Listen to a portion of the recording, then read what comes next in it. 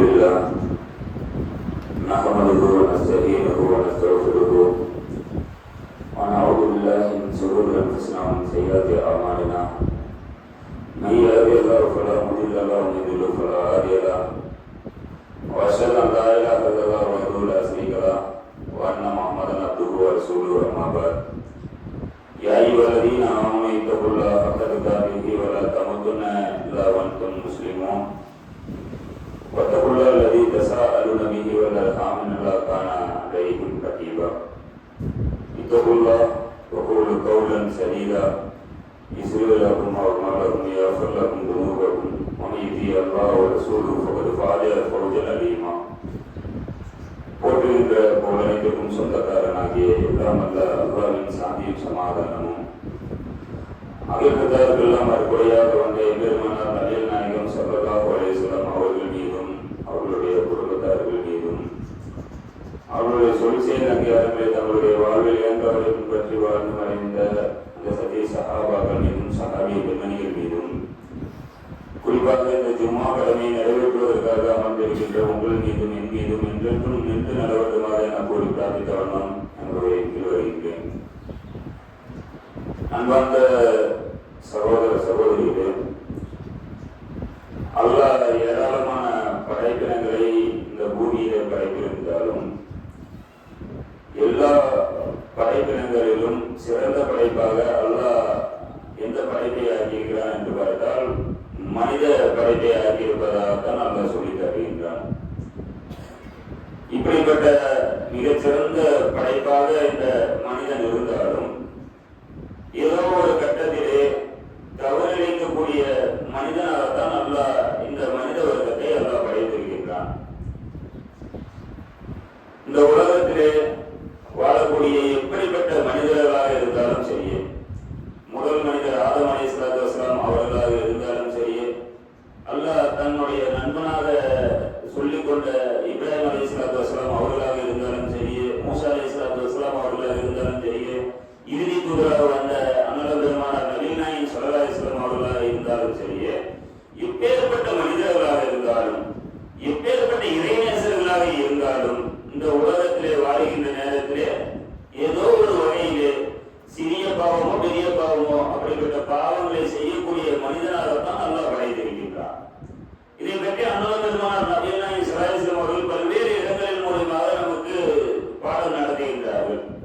ஒரு இடத்திலே அண்ணல் பெருமானார் நபிகள் நாயகம் ஸல்லல்லாஹு அலைஹி வஸல்லம் அவர்கள் சொல்லி காட்டுகின்றார்கள், குல்லு பனி ஆதம யதீஹு பில் லைலி வன் நஹாரி சும்ம யஸ்தஃபிரூனி ஃபஅஃபிரு லஹு வ லஹு பாலி. ஆதமுடைய மக்கள் அனைவருமே இரவிலும் பகலிலும் பாவம் செய்யக்கூடியவர்கள் தான் என்று இறைவன் கூறுவதாக அண்ணல் பெருமானார் நபிகள் நாயகம் ஸல்லல்லாஹு அலைஹி வஸல்லம் அவர்கள் சொல்லி காட்டுகின்றார்கள். ஆதமுடைய மக்கள் அனைவருமே இரவிலும் தவறு செய்யக்கூடியவனாக தான் இருக்கிறான், பகலிலும் பாவங்களை செய்யக்கூடியவனாக தான் இருக்கின்றான். இது மட்டுமல்லாமல் இன்னொரு இடத்துல சொல்லி காட்டுகின்றார்கள், குல்லு பனி ஆதம கத்தாவும் ஹைருல் கத்தாயின வ தவ்வாபூன். ஆதமுடைய மக்கள் அனைவருமே தவறு செய்யக்கூடியவர்கள் தான். இதில் சிறந்தவர்கள் யார் என்றால் அந்த தவறிலிருந்து மீண்டு அல்லாஹ்விடத்திலே பாவ மன்னிப்பு கேட்கக்கூடியவர்கள் என்று அண்ணல் பெருமானார் நபிகள் நாயகம் ஸல்லல்லாஹு அலைஹி வஸல்லம் அவர்கள் அந்த செய்தியின் மூலமாக சொல்லி காட்டுகின்றார்கள். அப்ப இப்படியாக இந்த உலகத்திலே படைக்கப்பட்ட எந்த மனிதனாக இருந்தாலும் சரி, பகலிலும் பாவம் செய்வான், இரவிலும் பாவம் செய்வான், பாவத்திற்கு அப்பாற்பட்ட எந்த ஒரு மனிதனும் கிடையாது. ஆனால் அந்த மனிதர்களிலே சிறந்தவர்களாக அந்த பாவ மன்னிப்பை அல்லாஹ்விடத்தில் கேட்டு அல்லாஹ்விடத்தில் மீண்டு தௌபா செய்யக்கூடியவர்கள் தான் அந்த மனிதர்களிலே சிறந்தவர்கள் என்று அண்ணல் பெருமானார் நபிகள் நாயகம் ஸல்லல்லாஹு அலைஹி வஸல்லம் அவர்கள் பதிவு செய்கின்றார்கள்.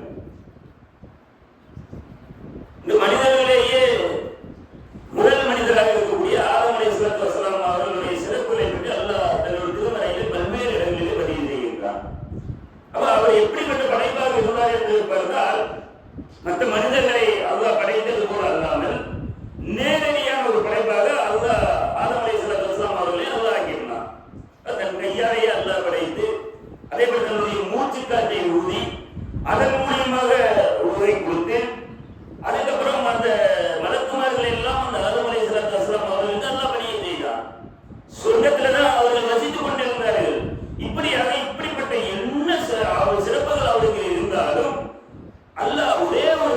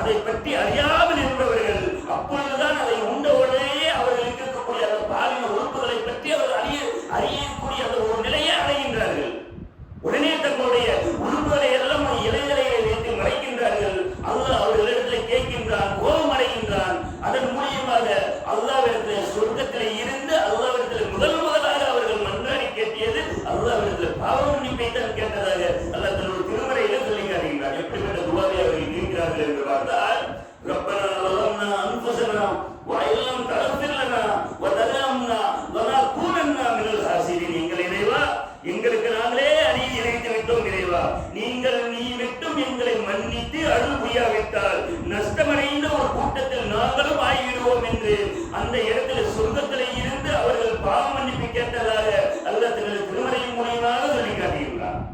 இப்படியாக இந்த உலகத்தில் படைக்கப்பட்ட எந்த மனிதராக இருந்தாலும் ஏதோ ஒரு வகையில பாவம் செய்யக்கூடியவர்களாகத்தான் இருப்பார்கள். அவர் எப்படிப்பட்ட சிறப்புக்குரியவர்களாக இருந்தாலும் தெரியும். ஆனால் அந்த தவறுகளை செய்த பின் அவர்களுக்கு உண்டான ஒரு விஷயம் எதுவாக இருக்க வேண்டும் என்றால் அல்லாஹ்விடத்தில் மீள வேண்டும். அதே போல அல்லாஹ் தன்னுடைய திருமறை குர்ஆனிலே பல்வேறு வரலாறுகளை அல்லாஹ் பேசுகின்றார். அதில் இன்னொரு வரலாறையும் அல்லாஹ் பேசுகிறான். யூனுஸ் அலைஹிஸ்ஸலாத்து வஸ்ஸலாம் அவர்களுடைய வரலாறை அல்லாஹ் பேசுகின்றான். எப்படிப்பட்ட வரலாறு என்றால், யூனுஸ் அலைஹிஸ்ஸலாத்து வஸ்ஸலாம் அவர்கள் தன்னுடைய சமுதாயத்திலே நீண்ட நெடிய காலமாக பிரச்சாரத்தை சொல்லி காட்டுகின்றார்கள். அல்லாஹ் மட்டும் நான் வணங்கணும், இந்த தவறுகளை செய்யக்கூடாது, நீங்கள் அல்லாஹ்வும் அல்லாஹ்வுடைய இறை தூதருக்கு கட்டுப்படணும், இப்படியாக அவர்கள் போதனை செய்து கொண்டிருந்த நேரத்தில் அவர்களுடைய மக்கள் எல்லாம் புறக்கணிக்கின்றார்கள்.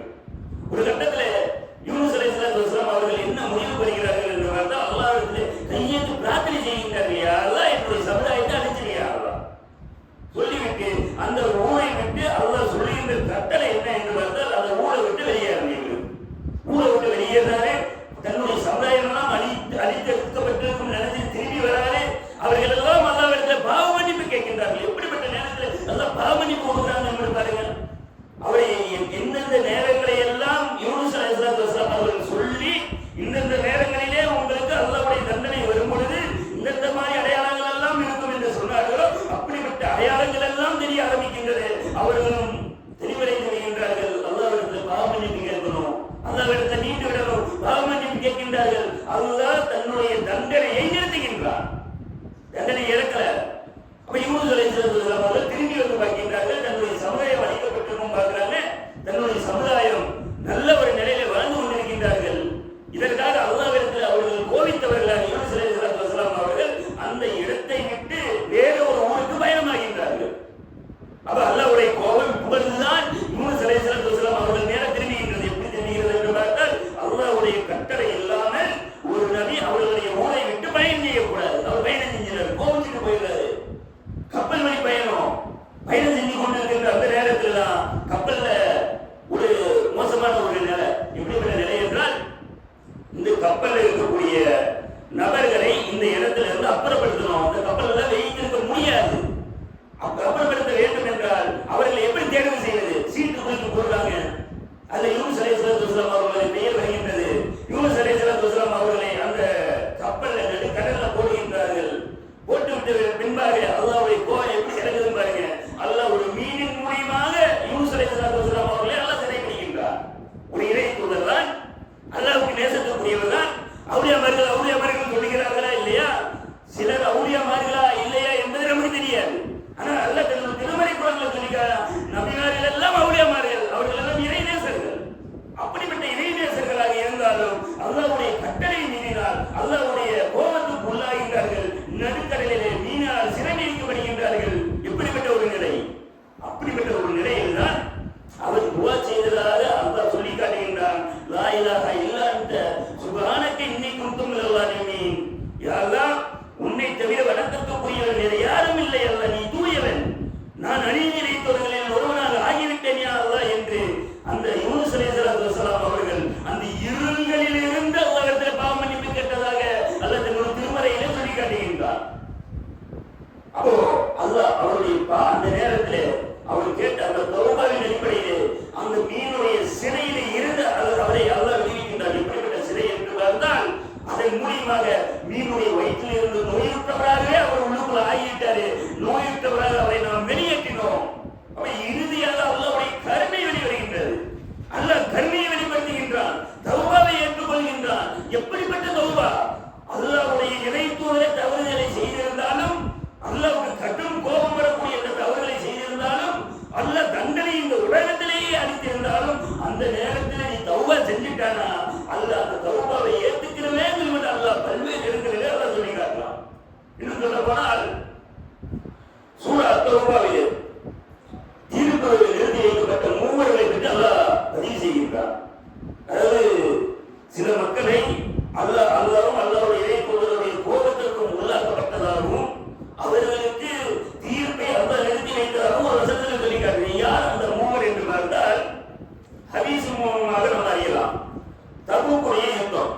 அந்த நேரம், அந்த காலகட்டம், அந்த தபீக் யுத்தத்துடைய அந்த காலகட்டத்தின் பொழுது அண்ணல் பெருமானார் நபிகள் நாயகம் ஸல்லல்லாஹு அலைஹி வஸல்லம் அவர்கள் அந்த மக்களுக்கெல்லாம், மதீனாவில் இருக்கக்கூடிய மக்களுக்கெல்லாம் ஒரு கட்டளையை விதிக்கின்றார்கள்.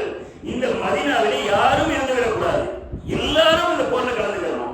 அப்படி ஒரு மோசமான ஒரு கால சூழல் இருக்கக்கூடிய ஒரு தபூக் யுத்தத்துடைய ஒரு காலகட்டம். அப்படிப்பட்ட அந்த காலகட்டத்தில் அந்த கட்டளைக்கு யாருக்கெல்லாம் விதிவிலக்கு அளிக்கப்பட்டவர்கள் என்று பார்த்தால், முதியவர்களுக்கு விதிவிலக்கு இருக்கின்றது, போர்ல கலந்துக்க முடியாது. பெண்களுக்கு விதிவிலக்கு இருக்கின்றது, சிறுவர்களுக்கு விதிவிலக்கு இருக்கின்றது. ஏதாவது நோய்வாய்ப்பட்டு போர்ல கலந்துக்கவே முடியாது என்ற ஒரு சூழல் இருந்தால் அவர்களுக்கு விதிவிலக்கு இருக்கின்றது. அதை தவிர எல்லாரும் ஆரோக்கியமாக இருந்தால் சில போர்களில் நபிகள் நாயகம் ஸல்லல்லாஹு அலைஹி வஸல்லம் அவர்கள் எல்லாத்தையும் வலிச்சு போறதுக்கு கூட்டிட்டு போக மாட்டாங்க. ஆனா இந்த போர்ல எல்லாரும் வரணும். அப்படியான ஒரு காலகட்டம். அந்த போருக்கு எல்லாரும் போறாங்க. இந்த செய்தியை யார் அறிவிக்கிறார் என்று பார்த்தால் காபி இப்னு மாலிக் அவர்கள் அறிவிக்கின்றார்கள். அந்த தீர்ப்பு நிறுத்தி வைக்கப்பட்ட மூவர் என்று அல்ல சொல்லியிருக்காங்க இல்லையா, அந்த மூவரில் காபி இப்னு மாலிக் அவர்களும் ஒருவர். அது மூவர் யார் என்று பார்த்தால் காபி இப்னு மாலிக் அவர்கள், முராரா இப்னு ரபியோ என்று சொல்லக்கூடிய ஒருவர், ஹிலால் இப்னு உமையா என்று சொல்லக்கூடிய இன்னொருவர். எதனால் இவர்கள் தீர்ப்பு நிறுத்தி வைக்கப்பட்டார்கள் என்று பார்த்தால், இப்படிப்பட்ட ஒரு காலகட்டம், போருடைய காலகட்டம், எல்லாரும் சென்று வருகின்றார்கள். காபி இப்னு மாலிக் அவர்கள் எப்படிப்பட்ட நிலையில் இருக்கிறார்கள் என்று பார்த்தால், நம்ம அப்புறம் போயிடலாம். நம்ம இடத்துல வாகன வசதி இருக்கு, நம்ம இடத்துல பொருளாதார வசதி இருக்கு, நம்ம இடத்துல உடல் ஆரோக்கியமாக இருக்கு. இப்படி எல்லாம் நினைத்த காபி இப்னு மாலிக் அவர்கள், இவர்கள் முன்னாடி போயிட்டாலும் பின்னாடி போய் நம்ம போர்ல கலந்துக்கலாம், இப்படியாக அந்த போர் அப்படியே போயிடலாம், அப்புறம் போயிடலாம், நாளைக்கு போயிடலாம், அப்படியே காபி இப்னு மாலிக் அவர்கள் அந்த போர்ல கலந்துக்கிறாமலே ஆயிடுறாங்க. இது விசேஷம் என்னன்னு பார்த்தா, அந்த தபீக் யுத்தத்துல மக்கள் எல்லாம் கூடுதலா இருக்கிற அந்த மக்கள் கூடியிருக்கின்ற அந்த நேரத்தில் நபிகள் நாயகம் ஸல்லல்லாஹு அலைஹி வஸல்லம் அவர்கள் மக்களை எல்லாம் பார்க்கிறாங்க. அதுல குறிப்பா ஒரு நபரை பற்றி விசாரிக்கின்றார்கள், காபி இப்னு மாலிக் அவர்களை பற்றி.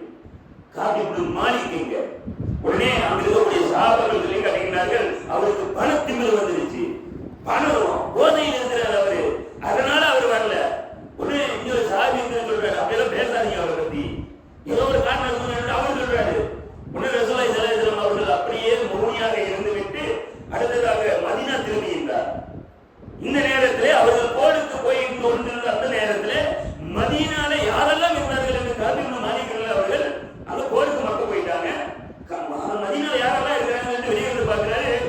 யாரையெல்லாம் நபிகள் நாயகம் ஸல்லல்லாஹு அலைஹி வஸல்லம் அவர்கள் நயவஞ்சகர்கள் என்று அடையாளம் காட்டினார்கள், அந்த மக்கள் மதீனால இருக்கிறாங்க. வயசுல முதியவர்கள் இருக்கிறார்கள், பெண்கள் இருக்கிறார்கள், சிறுவர்கள் இருக்கின்றார்கள், பாக்கி எல்லாரும் எல்லாமே தான் போயிட்டாங்க. அப்போ நம்ம பெரிய ஒரு தவறையெல்லாம் செஞ்சுட்டோம். அப்ப ரசூல் அவர்கள் கேட்பாங்களே, அதுக்குள்ள பதில் என்ன? குடும்பத்தார்கள் எல்லாம் பேசிக் கொள்கின்றார்கள், இந்த பொய்யை சொல்லுங்க, அந்தந்த பொய்யை சொல்லுங்க என்றெல்லாம் பேசிக் கொள்கின்றார்கள். உடனே காபி இப்னு மாலிக் அவர்கள் நபிகள் நாயகம் ஸல்லல்லாஹு அலைஹி வஸல்லம் அவர்கள் கேள்வி கேட்டா நம்ம இந்த பதிலை சொல்லணும் போட்டு ஒரு பொய்யை அவர்கள் அவர்களோட உள்ளத்தில் கற்பனை செஞ்சு வச்சிருக்கிறார்கள். நபிகள் நாயகம் ஸல்லல்லாஹு அலைஹி வஸல்லம் அவர்கள் வந்து அமர்ந்திருக்கின்றார்கள், எல்லா இடத்திலும் கேள்விகளை கேட்டுக் கொண்டிருக்கின்றார்கள். இந்த நயவஞ்சகர்கள் எல்லாம் பொய்யான காரணத்தை சொல்லி அந்த இடத்திலிருந்து விடுதலை பெறுகின்றார்கள். பிற மக்கள் எதனால வரல உண்மையான காரணங்களை சொல்லி அவங்க போயிடுறாங்க. இறுதியாக எப்படிப்பட்ட ஒரு சூழ்நிலை வருகிறது என்று பார்த்தால், காபி இப்னு மாலிக் அவர்கள் நபிகள் நாயகம் ஸல்லல்லாஹு அலைஹி வஸல்லம் அவர்களிடத்தில் வந்த உடனே சலாம் சொல்லுகின்றார்கள். அந்த சலாமுக்கு நபிகள் நாயகம் ஸல்லல்லாஹு அலைஹி வஸல்லம் அவர்கள் எப்படி பதிலை அளிக்கிறார்கள் என்று பார்த்தால், ஒரு கோப பார்வையில் ஒரு சிரிப்புமா இல்லையா, அப்படிப்பட்ட ஒரு சிரிப்பை காபி இப்னு மாலிக் அவர்களை பார்த்து நபிகள் நாயகம் ஸல்லல்லாஹு அலைஹி வஸல்லம் அவர்கள் ஒரு சிரிப்பை சிரிக்கின்றார்கள், கோபமான ஒரு சிரிப்பு. இந்த சிரிப்பை பார்த்த உடனேயே காபி இப்னு மாலிக் அவர்களிடத்தை கேட்கிறாங்க, ஏன் நீங்க வரல? உடனே அவர் பதிலை சொல்லுகின்றார், யாரோ சொல்லலாம், நான் வராமல் இருந்ததற்கு எந்த ஒரு காரணம் இல்லை, யாரோ சொல்லலாம், நான் வராமல் இருந்ததற்கு எந்த ஒரு காரணம் இல்லை. நான் இப்படிப்பட்ட நிலையில் இருந்தேன் என்றால், இதற்கு முன்னதாகவும் கூட என்னிடத்தில் வாகன பிரச்சனைகள் இருந்தது, இப்பொழுது என்னிடத்தில் 2 வாகனங்கள் இருந்தும் நான் வராமல் இருந்து விட்டேன். உடல் ஆரோக்கியம் இருக்கிறது, யாரும் சொல்லலாம், நான் வராமல் இருக்கிறேன். அப்ப இதுக்கெல்லாம் என்னுடைய பொடும்போக்குத்தனம் தான் காரணம் என்று அந்த இடத்துல உண்மையை சொல்லி விடுகின்றார்கள். நபிகள் நாயகம் ஸல்லல்லாஹு அலைஹி வஸல்லம் அவர்கள் அந்த இடத்துல பதிவு செய்கின்றார்கள், அல்லாஹ்வுடைய தீர்ப்பு வரைகின்ற வரைக்கும் இந்த காபி இப்னு மாலிக் அவர்களோடு இந்த ஊர் மக்கள் யாரும் பேசக்கூடாது, பழகக்கூடாது என்று ஊர் பரிஷ்காரம் செய்யப்படுகின்றார்கள். இப்படிப்பட்ட ஒரு நேரம் காபி இப்னு மாலிக் விசாரிக்கின்றார்கள், என்னை போன்றவர்கள் இந்த தண்டனைக்குள்ளாக்கப்பட்டு வேற யாராச்சும் இருக்கிறாங்களா? மறுபடியும் அந்த இடத்துல சொல்லி காட்டப்படுகின்றது. முராரா இப்னு ரபியூ என்று சொல்லக்கூடிய இன்னொரு நபரும், ஹிலால் இப்னு உமையா என்று சொல்லக்கூடிய இன்னொரு சஹாபியும், இப்படியாக 3 சஹாபாக்களும் புறந்தள்ளி வைக்கப்பட்டிருக்கின்றார்கள் என்று செய்தி காப் இப்னு மாலிக் அவர்களுக்கு செய்தியாக கிடைக்கின்றது. எப்படிப்பட்ட காலகட்டம் என்று பார்த்தால், மதீனால இருக்கக்கூடிய அந்த நேரத்தில் இவர் காப் இப்னு மாலிக் மற்ற 2 சஹாபாக்களும் முடங்கிறாங்க வீட்டிலேயே. ரசூல்லா வந்து நம்மளை எல்லாம் ஊரை விட்டு ஊர் பரிசுக்காரம் செஞ்சுட்டாரு, நம்ம யார் இடத்துல போய் பேசினாலும் பேச மாட்டாங்களே, பழக மாட்டாங்களே சொல்லி மட்டும் அப்படியே வீட்டுக்குள்ளேயே முடங்கி அழுது கொண்டு அல்லாஹ் இடத்துல தௌபா செய்தவர்களாக அந்த 2 பேரும் இருக்கின்றார்கள். காப் இப்னு மாலிக் அவர்கள் மட்டும் அந்த ஊர் மக்கள் கூடுகின்ற அந்த நேரத்தில் எல்லாம் இடங்கள் எல்லாம் போய் நிற்கிறாரு. மார்க்கெட்டுக்கு போறாங்க, சலாம் சொல்றாரு, யாரும் பதிலளிக்க மாட்டேங்கிறார்கள். நபிகள் நாயகம் ஸல்லல்லாஹு அலைஹி வஸல்லம் அவர்களை பள்ளிவாசல்ல சந்திக்கிறாரு, சலாம் சொல்றாரு, ரசூலுல்லாஹ் பதில் சலாம் சொல்லாம இருக்கிறாரு. ரசூலா பக்கத்தில் போய் தொழுகிறாரு, ரசூலா பார்க்கிறாரான்னு சொல்லி இவர் தொழுது கொண்டே பார்த்து கொண்டிருக்கின்றார். ரசூலுல்லாஹி ஸல்லல்லாஹு அலைஹி வஸல்லம் அவர்கள் பார்க்கின்றார்கள். இதை அவர் பார்ப்பதை இவர் கவனித்த உடனே ரசூலுல்லாஹி ஸல்லல்லாஹு அலைஹி வஸல்லம் அவர்களுடைய முகம் திரும்பி விடுகின்றது. இவருக்கு ஒரே சங்கடம். அடுத்ததாக, இந்த உலகத்திலேயே எனக்கு விருப்பமான ஒரு நபர் அபு கதாதா என்று சொல்லக்கூடிய ஒரு நபர். எப்படிப்பட்ட நபர் என்று அவர் சொல்லி காட்டுகிறார் என்று பார்த்தால், உலகத்திலேயே சிறந்த எனக்கு ரொம்ப விருப்பமான ஒரு நபர், என்னுடைய சிறிய தந்தையுடைய மகன், சகோதர முறை நம்ம சொல்லுவோமா இல்லையா, அப்படிப்பட்ட எல்லா இன்ப துன்பங்களையும் அந்த ஒரு மனிதரிடத்தில் தான் நான் பகிர்ந்து கொள்வேன். இப்படிப்பட்ட ஒரு சூழ்நிலையிலே அவரிடத்துல போய் சலாம் சொல்றாரு, அவர் பதிலளிக்க மாட்டேங்கின்றாரு.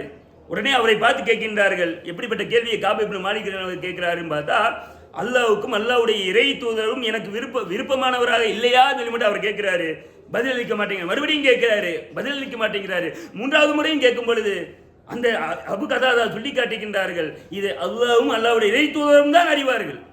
நீங்க நேசம் வைக்கிறீங்கன்னு சொல்றீங்க, இது அல்லாஹ்வும் அல்லாஹ்வுடைய இறை தூதர் தான் அறிவாங்க, எனக்கு அப்படியாப்பா தெரியும் சொல்லி மட்டும் அந்த இடத்துல அவர் புறம் தள்ளி விடுகின்றார். இப்படியான ஒரு காலகட்டத்தில் தான் சிரியா நாட்டுடைய வியாபாரி அங்க இருக்கக்கூடிய மார்க்கெட்டில் இவரை பற்றி காப் இப்னு மாலிக் அவர்களை பற்றி விசாரிக்கின்றார். காப் இப்னு மாலிக் அவர்களிடத்தில் இறுதியாக வருகின்றார். அந்த நாட்டுடைய அரசனுடைய அஸ்ஸான் என்று சொல்லக்கூடிய மன்னன் எழுதிய லெட்டரை கொண்டு வந்து கொடுக்கிறார், கடிதத்தை. எப்படிப்பட்ட கடிதம் என்று பார்த்தால், உங்களுடைய நாட்டில் உங்களுடைய ஜனாதிபதி உங்களுடைய இறை தூதர் உங்களை புறக்கணித்து வச்சுட்டாராமே, நீங்கள் எங்களுடைய நாட்டுக்கு வந்தா உங்களுக்கு இந்த மாதிரியான வசதிகளை எல்லாம் நாங்கள் ஏற்பாடு செய்து தருகிறோம் என்கின்ற ஒரு விஷயத்தை அந்த லெட்டர் கடிதத்தின் மூலியமாக பதிவு செய்கின்றார். இப்படி பதிவு செஞ்ச உடனே அதற்கு மீறியான ஒரு வேதனை காப் இப்னு மாலிக் அவர்களுக்கு அடைகின்றது. இப்படியாக 40 நாட்கள் அல்லாஹ்வும் அல்லாஹ்வுடைய இறை தூதருடைய கோபத்திற்கும் ஆளாக்கப்பட்டு அப்படியே நாட்கள் கழிந்து விடுகின்றது. அடுத்த 10 நாள் எப்படி கழியுதுன்னு பார்த்தா, ரசூலுல்லாஹி ஸல்லல்லாஹு அலைஹி வஸல்லம் அவர்கள் இன்னொரு கட்டளையை விடுக்கின்றார்கள். குடும்பத்தார்களும் கூட அவர்களோட பேசக்கூடாது. அது உம்மாவா இருந்தாலும் சரி, பாப்பாவா இருந்தாலும் சரி, மனைவி மக்களாக இருந்தாலும் சரி, அவர்களும் இவர்களை விட்டு ஒதுங்கி இருக்க வேண்டும் என்கின்ற ஒரு கட்டளை. அப்படிப்பட்ட கட்டளையில இவர் ஹிலால் இப்னு உமையா அவங்களுடைய மனைவி வந்து கேட்கிறாங்க, யாரும் சொல்லலாம், நான் என்னுடைய கணவனை விட்டு பிரிந்து விட்டால் நான் எப்படிப்பட்ட சூழ்நிலையில் அவர் இருக்கிறாருன்னு சொல்லிட்டு நோய் வாய்ப்பட்டு கிடக்கிறாரு, நான் பிரிந்து இருக்க முடியாத ஒரு சூழ்நிலை. உடனே அந்த இடத்துல சொல்லி காட்டப்படுது, நீங்கள் இருந்து கொள்ளலாம், ஆனால் அவரோடு எந்த ஒரு இல்லற வாழ்க்கையிலும் ஈடுபடக்கூடாது. யாரை சொல்லலாம், அவருடைய உடல்நிலையே வயசான காலகட்டத்தில் இருக்கிறாரு, அவர் அப்படிப்பட்ட ஒரு நிலையில் அவர் இல்லை, யாரை சொல்லலாம், நான் பணிவிடை செய்வதற்காக மட்டும்தான் இருக்கின்றேன் யாரை சொல்லலாம்னு சொல்லிட்டு அவங்க மட்டும் ஸ்பெஷலாக பர்மிஷன் வாங்கிடுறாங்க. காப் இப்னு மாலிக் அவர்கள்ட்ட இந்த செய்தியை கொண்டு வந்த உடனேயே காப் இப்னு மாலிக் அவர்கள் அந்த சஹாபியின் இடத்துல கேட்குறாங்க, ரசூலுல்லாஹி ஸல்லல்லாஹு அலைஹி வஸல்லம் அவர்கள் சொன்ன கட்டளை நான் என் மனைவியை தலாக்கு விட்டு விடுவதா, அப்படி என தலாக்கெல்லாம் விட வேண்டாம், இல்லற வாழ்க்கையில் இருந்து மட்டும் நீங்கள் விலகி இருக்க வேண்டும் என்று சொல்லி காட்டப்படுகின்றது. உடனே காப் இப்னு மாலிக் அவர்கள் தன்னுடைய மனைவியை அவர்களுடைய உம்மா அப்பா வீட்டுக்கு அனுப்பி வச்சிடறாங்க. நீங்கள் போயிருங்க, நான் இளைஞனாக இருக்கிறேன், அவர் கூட வயசானவராக இருந்துட்டார், அவங்க பர்மிஷன் வாங்கிட்டாங்க, நான் அந்த பர்மிஷன் கூட வாங்க முடியாது, நீங்கள் போங்கன்னு சொல்லி மட்டும் அவர்கள் மனைவியை அப்படி வீட்டுக்கு அனுப்பி வைக்கின்றார்கள். இறுதியாக 50 நாட்கள் கழிந்த உடனேயே ஒரு நற்செய்தியை சொல்லக்கூடிய ஒரு நபர் ஓடி வந்து இவர் தொழுது கொண்டிருக்கின்றார், முற்றத்தில் ஃபஜ்ருடைய தொழுகையை தொழுது கொண்டிருக்கின்ற அந்த நேரம் முடிந்த பின்பாக இவரிடத்தில் பதிவு செய்யப்படுகின்றது, உங்களுக்கு நற்செய்தியை பெற்றுக்கொள் காபே சொல்லி மட்டும் காப் இப்னு மாலிக் என்று அந்த இடத்துல பதிவு செய்யப்படுகின்றது. அவருக்கு நற்செய்தின்னு சொன்ன உடனே ஒரே சந்தோஷமா, என்ன செய்தி என்று கேட்கப்படுது, அல்லாஹ் மன்னிச்சிட்டான். உடனே காப் இப்னு மாலிக் அவர்களிடத்தில் இருந்த 2 நல்ல ஆடைகளை அந்த மனிதருக்கு நற்செய்தி சொன்னவருக்கு கொடுத்து விட்டு ரசூலுல்லாஹ்வை நோக்கி பயணமாகின்றார்கள். ரசூலுல்லாஹ் எங்களை நோக்கி அல்லாஹ் வசனம் இறக்கி இருக்கின்றானா, அல்லாஹ் மன்னித்து விட்டானா, மன்னிச்சிட்டான். இல்லை நீங்க மன்னிச்சிட்டீங்களா, இல்லை அல்லாஹ் தான் மன்னிச்சிட்டானா, இல்லை அல்லாஹ் தான் மன்னிச்சிட்டான் என்று அவரும் நபிகள் நாயகம் ஸல்லல்லாஹு அலைஹி வஸல்லம் அவர்களும் சந்தோஷமாக அவருக்கு அவர் சொன்ன சலாமுக்கும் பதிலளித்து விட்டு அவர் அந்த பதிலையும் பதிவு செய்கின்றார். அவர் அவ்வளவு விதமான சந்தோஷம் அல்லாஹ் தன்னுடைய திருமறை குர்ஆனிலே சொல்லி காட்டுகின்றான். அந்த தீர்ப்பு நிறுத்தி வைக்கப்பட்ட அந்த மூவரையும் அல்லாஹ் மன்னித்தான். எப்படி மன்னிச்சான் தெரியுமா? அவர்களுக்கு இந்த உலகம் விசாலமானதாக இருந்தும் அவர்களுக்கு இந்த உலகம் பூமியானது சுருங்கி விட்டது, அவர்களுடைய உள்ளமும் சுருங்கி விட்டன. அல்லாஹ்வை தவிர வேற எந்த போக்கிடமே இல்லை என்று அவர்கள் உணர்ந்து கொண்டு விட்டார்கள். அல்லாஹ்விட்ட தான் நம்ம பாவ மன்னிப்பு கேட்கணும், வேற யார் இடத்துலையும் போய்விட முடியாது என்று அவர்கள் உணர்ந்தவர்களாக என்னிடத்தில் மீண்டார்கள். நான் அவர்களுடைய பாவங்களை மன்னித்தேன். எதற்காக மன்னித்தேன் என்றால் அவர்கள் திருந்துவதற்காக நான் மன்னித்தேன் என்று அல்லாஹ் தன்னுடைய திருமறையின் மூலியமாக அந்த வசனத்தை அறிவிக்கின்றான். எப்படிப்பட்ட வசனம், எப்படிப்பட்ட கோபத்துக்கு உள்ளாகின்றார்கள். அப்படிப்பட்ட அந்த கோபமான அந்த நேரத்திலும் கூட அல்லாஹ் மன்னிக்கிறான் என்றால் இப்படிப்பட்ட கருணையாளனாக அல்லாஹ் இருக்கிறான் என்று பாருங்கள். இன்னும் சொல்ல போனால் அல்லாஹ் தன்னுடைய திருமறை குர்ஆனிலே தௌபாவை பற்றி பல்வேறு இடங்களிலே ஒரு அத்தியாயத்தை அல்லாஹ் இறக்கியிருக்கின்றான். அந்த தௌபாவில் தான் இந்த விஷயத்தை அல்லாஹ் பதிவு செய்கிறான். இன்னும் ஒரு இடத்துல ஒரு அத்தியாயத்தை இறக்குகின்றான். சூரா அன்-நஸ்ர் எப்படிப்பட்ட காலகட்டத்தில் இறங்குகிறது என்று பார்த்தால் நபிகள் நாயகம் ஸல்லல்லாஹு அலைஹி வஸல்லம் அவர்கள் மக்கமா நகரத்திலே அந்த 13 ஆண்டு காலம், நபித்துவத்துடைய 13 ஆண்டு காலம் மிகவும் கஷ்டமான ஒரு வாழ்க்கையை வாழ்ந்தார்கள். வாழ்ந்துவிட்டு மதீனாவுக்கு ஹிஜ்ரத் செய்து போகின்றார்கள்.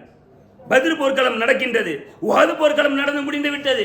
இப்படியான பல்வேறு இன்னல்களுக்கு மத்தியிலே அல்லாஹ் மக்காவை ஒரு வெற்றியாக அல்லாஹ் கொடுக்கின்றான். எந்த ஒரு போரும் இல்லாமல் இலகுவான முறையிலே மக்கா வெற்றி கொள்ளப்படுகின்றது. 10,000 நபர்கள் இந்த மதீனாவிலே இருந்து இந்த மக்காவை வந்து அந்த காபத்துல்லாவை மக்காவை கைப்பற்றுகின்றார்கள். இப்படிப்பட்ட நேரத்தில் தான் அல்லாஹ் ஒரு சூறாவை அல்லாஹ் இறக்குகின்றான். சூரா அன்-நஸ்ரை அல்லாஹ் இறக்குகின்றான். அல்லாஹ் அதில் என்ன பதிவு செய்கிறான்னு பார்த்தா, இதா ஜா நஸ்ருல்லாஹி வல் ஃபத்ஹ், அல்லாஹ்வுடைய உதவியும் வெற்றியும் உங்களுக்கு வரும் பொழுது, வரைத்தன்னாஸ யதுலூன ஃபீ தீனில்லாஹி அஃவாஜா, அல்லாஹ்வுடைய மார்க்கத்திலே மக்கள் கூட்டம் கூட்டமாக வந்து சேரும் பொழுது, ஃபஸப்பி பிஹம்தி ரப்பிக்க வஸ்தக்ஃபிருஹு இன்னஹு கான தவ்வாபா, உங்களுடைய இறைவனை நீங்கள் போற்றி புகழ்வீராக, அவனிடத்தில் பாவ மன்னிப்பு தருவீராக. அல்லாஹ் பாவங்களை எல்லாம் மன்னிப்பவனாக இருக்கின்றான் என்பதை அந்த அத்தியாயத்தின் மூலியமாக அல்லாஹ் நபிகள் நாயகம் ஸல்லல்லாஹு அலைஹி வஸல்லம் அவர்களுக்கு அல்லாஹ் அறிவிக்கின்றான். அப்போ எப்படிப்பட்ட ஒரு காலகட்டம், காபத்துல்லா அப்படியே கைக்கு வருது, பல்வேறு கொடுமைகளை அவர் செய்திருக்கின்றார்கள். அதுக்கு பழிவாங்கக்கூடிய அந்த நேரமும் அதுவாகத்தான் இருக்கின்றது. கர்வம் தலைக்கு வருகின்ற நேரமாகவும் இருக்கின்றது. எப்படிப்பட்ட நிலையை நாங்கள் அடைத்திருக்கிறோம் என்று பார்த்தீங்களா? ஒரு நம்ம உதாரணத்துக்கு நம்ம எடுத்துக்கொண்டால், நம்மளை இந்த பகுதியை விட்டு மக்கள் எல்லாம் மிரட்டி அடிக்கின்றார்கள், நம்மளை கேவலமாக பார்க்குறாங்க. ஒரு கட்டத்தில் அல்லாஹ் நமக்கு ஒரு பலத்தை கொடுத்துட்டான்னு வைங்க, நம்ம திரும்பி வந்துட்டோம். அந்த பகுதியில் வந்த உடனே நமக்கு எப்படிப்பட்ட ஒரு அதிகாரத்தோட வராமல் வைங்க, மிகப்பெரிய அதிகாரத்தில் வந்து நிற்கிறோம். ஒரு ஜனாதிபதியாகவோ அல்லது இந்த பகுதியிலே மிக முக்கியமான தலைவராக வந்து இருந்தால் நம்மளுடைய உள்ளத்தில் எப்படிப்பட்ட கர்வத்தை எல்லாம் கொடுப்பான். கர்வம் வருமா இல்லையா? எல்லாம் ஊரை போட்டு அடிச்சீங்களா, துரத்தி விட்டீங்களா, பின்ன அதே இடத்துல வந்து நின்றுட்டேன், இப்படியான ஒரு கர்வம் வருமா இல்லையா? இந்த கர்வம் வந்துடக்கூடாதுன்னு போட்டு அல்லாஹ்வை நிறைவேற்றுவதை நபிகள் நாயகம் ஸல்லல்லாஹு அலைஹி வஸல்லம் அவர்களுக்கு அல்லாஹ் அறிவிக்கிறார். எப்படிப்பட்ட அறிவிப்பு! அல்லாஹ்வுடைய உதவியும் வெற்றியும் வரும் பொழுது மக்கள் எல்லாம் கூட்டம் கூட்டமாக உங்களிடத்துல வந்து சேரும் பொழுது அல்லாஹ்வை நீங்க போற்றி புகழுங்க, அல்லாஹ்விடத்துல பாவ மன்னிப்பு கேளுங்க. உங்களுக்கு வெற்றி வருகின்ற நேரத்தில் அல்லாஹ்விடத்தில் தௌபா கேளுங்கள் என்று அல்லாஹ் தன்னுடைய திருமறையின் மூலியமாக எந்த காலகட்டத்திலும் உங்களுக்கு பெருமை என்பதை இருந்துவிடவே கூடாது. உங்களுக்கு அடைந்தீர்களா, நீங்கள் பொருளாதாரத்தில் மேல வரீங்களா, அல்லாஹ் எனக்கு இப்படி வச்சிருந்தான், இப்ப நான் உயர்வாயிட்டேன், அந்த இடத்துல பெருமை இருக்கக்கூடாது. ஏழ்மையான குடும்பத்தில் இருந்து கல்வி அறிவுறுத்தல மேல வந்துடுறீங்களா, பெருமை இருந்து விடக்கூடாது. குடும்பத்திலேயே அல்ல நம்மளை மேலாக்கி வச்சிருக்கிறானா, ஊர்லயே அல்ல நம்மளை மேலாக்கி வச்சிருக்கிறானா, அதே மாதிரி அதிகாரத்தில் அல்ல நம்மளை மேலாக்கி வச்சிருக்கிறானா, நம்மளிடத்துல பெருமை என்பதை வந்து விடக்கூடாது. அந்த மாதிரி நேரங்களில் எல்லாம் நீங்கள் எப்படிப்பட்ட மனிதர்களாக இருக்க வேண்டும் என்றால் அல்லாஹ்விடத்தில் பாவ மன்னிப்பு கேட்கக்கூடிய மனிதர்களாக இருக்க வேண்டும் என்பதை தான் அல்லாஹ் அந்த அத்தியாயத்தின் மூலமாக சொல்லி காட்டுகின்றான். அந்த தௌபாவை தான், அந்த பாவ மன்னிப்பை தான் அல்லாஹ் எல்லா காலகட்டத்திலும் விரும்பக்கூடியவராக இருக்கின்றான். அப்படிப்பட்ட அந்த தௌபாவை அல்லாஹ்விடத்தில் கேட்கக்கூடிய நன்மக்களாக அல்லாஹ் உங்களை நன்றி நாட்டு அருள் புரிவாராக என கூறி பிரார்த்தித்தவனும் எனது முதல் உரையை முடிவு செய்கின்றேன்.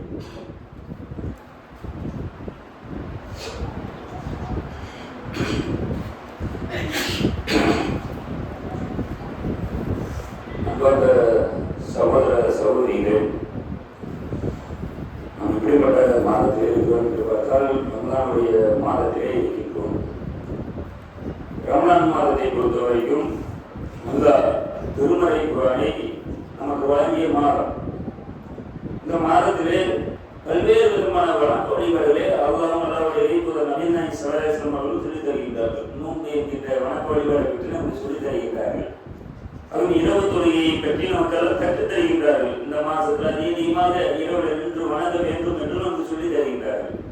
அதோடு மட்டுமல்லாமல் இந்த மாதம் எதற்குரிய மாதமாக இருக்கிறது என்று பார்த்தால் பாவம் மன்னிப்பு கூட்டான ஒரு மாதமாகவும் இதை பெருமானார் நபிகள் நாயகம் ஸல்லல்லாஹு அலைஹி வஸல்லம் அவர்கள் பல்வேறு இடங்களிலே சொல்லி காட்டுகின்றார்கள்.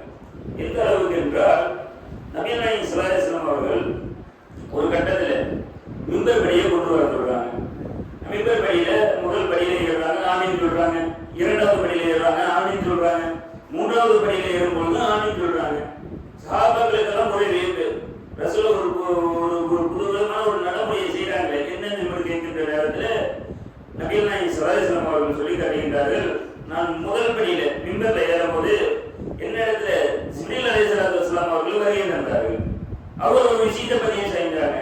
அதற்கு நான் ஆமீன் சொன்னேன். என்ன விஷயத்தை பதிவு செய்தார்கள் என்று பார்த்தால், எந்த ஒரு மனித இடத்துல வயசான காலகட்டத்தில் பெற்றோர்கள் இருவரோ அல்லது ஒருவரோ, வயசான காலகட்டத்தில் இருவர் இருக்கலாம் அல்லது ஒருவர் இருக்கலாம். இப்படியான அல்லாஹ் ஒரு பாக்கியத்தை கொடுத்தால் மிகப்பெரிய பாக்கியம்.